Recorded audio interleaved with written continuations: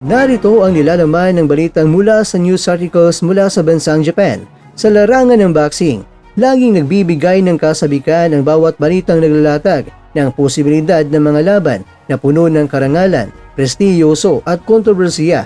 Isa sa mga usaping bumuhay ng imahinasyon ng mga tagahanga, kamakailan lang ang pag-anunsyo ng Kamida Promotions na pinangungunahan ng dating world champion na si Koki Kamida tungkol sa pagsasama ng dalawang kontrobersyal na pangalan sa kanilang promotion, si John Riel Casimero ng Pilipinas at Luis Neri ng bansang Mexico.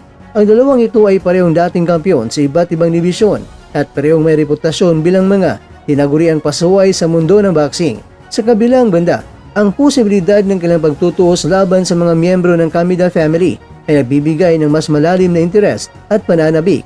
Ayon sa balita, itong si Shingo Waki na dating Oriental and Pacific Boxing Federation champion at kasalukuyang presidente ng Waki Rice Gym ay nagpahayag sa isang YouTube program na mas nais niya makita ang direktang laban sa pagitan ni Casimero at ni Neri.